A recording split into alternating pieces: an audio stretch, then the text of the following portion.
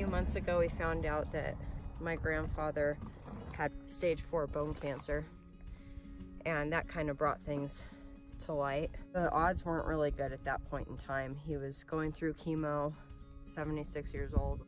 So we started talking about fun things to do together. I told him I was skijoring in February and asked him if he felt good enough by that time to come out and watch, because I thought he would enjoy it.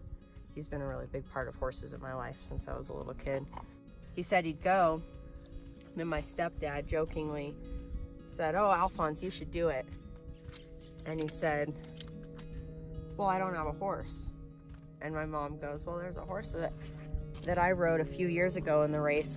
It belongs to a friend of mine, and that's Modoc here. And I bet he'd let you borrow him."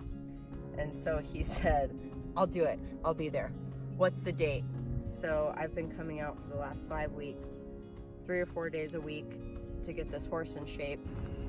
You know, some people says you got 4 months to live, and they live up to be 25 years later. Mm-hmm. And some people have cancer, prostate cancer, and they die of heart attack in 92, and they say, "Boy, this guy had cancer for 20 years."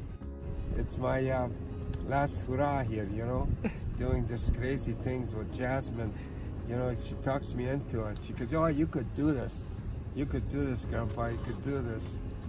And you know, she's weigh about 60 pounds, and she drives these horses 17 hands. You ever see her? That's not an easy mount. It's crazy.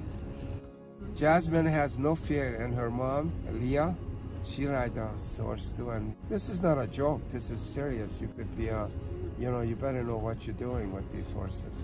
You never guarantee anything. You could drive out of here and smash into a telephone pole, you know. Then riding these crazy horses, you know, in the snow, well, I just wanted to show Jasmine, you know, I still got it. It's just attitude. You know, since she was a kid, that's what we based everything on. A magnitude of attitude determines altitude. It's the attitude. If she takes on something, she full on. She gets it done. You're not going to stop him in that. I would put those reins on this bit if you wanted those reins. She is tough. It's genetic. He's going to start searching my trunk for treats. My grandpa rode a couple times, and this horse turned left really hard and stopped on his front end. And my grandfather hit the saddle pretty hard and was really sore for a few days until he finally went to the doctor, and they think he may have broken his tailbone.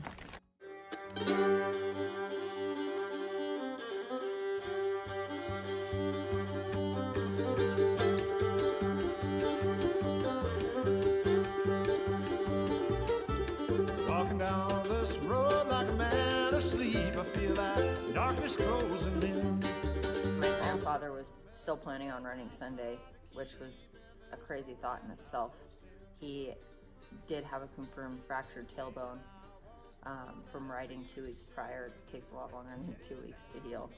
And he went out to his car and got his bike shorts and his saddle pad. He said, "All right, I'm going to try this out. I'm going to go put these on and see if they work." And he came down and he goes, "There's just not enough padding. I don't think I can do it. If I break this thing, it's going to be game over for my 7-hour drive home." Around in this prison I would drown. Alright, I'm gonna go start getting my plates on. Have fun. I'll see you down there. Yep.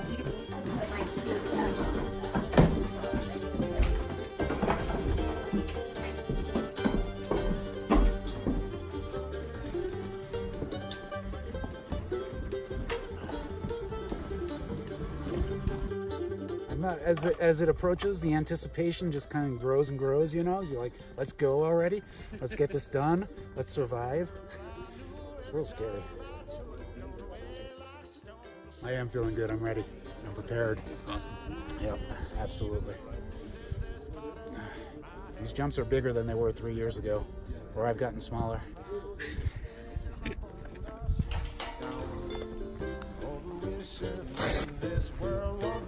me Reveal the around. big man. Lay around in this prison, I will drown.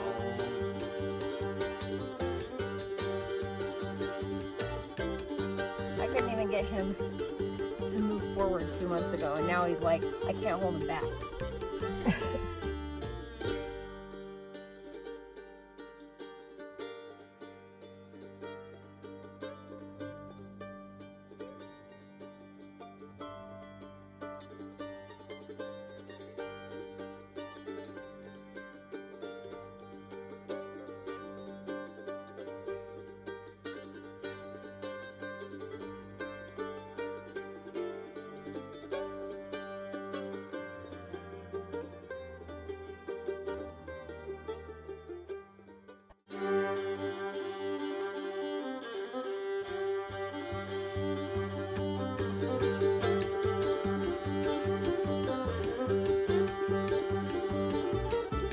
Walking down this road like a man asleep, I feel that darkness closing in.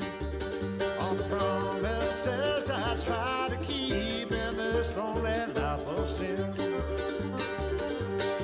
The day that I was born, that preacher said the devil had his eye on me. Looking back, I never had a chance. Was a drunkard's destiny. This whiskey prison's where I'm bound to stay till my bones are 6 feet down. So Saturday night, Steph lost his best friend, and it was really hard on all of us. It was a huge loss for our work community, for our friends, and really for Steph. I mean, it hit him really hard, and just was another reminder that we can lose everything when we least expect it in the most unexpected way and just be gone. We kind of weren't really feeling racing, and then we talked about it and decided it would be best for both of us if we just sucked it up and ran. So we did, and we got Modoc all saddled up and ran our runs and had a great day and did it on a good note. My biggest takeaway from all this is looking at life a little differently. So many of us are caught up in our jobs and money and our futures and our retirement, and I need to do better than I did last year financially, and these things that really don't matter. I mean, I guess the way I look at it now is, what would you do if you got news that you might not make it until tomorrow and no one knew how much time you had left? What would you do differently? What is it that gets you going? What is it that makes you happy? How much time do you really spend with your family? How much time do you really spend getting that adrenaline rush, or spending time with your friends that make you so happy? I mean, do you give that up for something that is so superficial? Or are you really living life one day at a time, making it the most every single day that you wake up?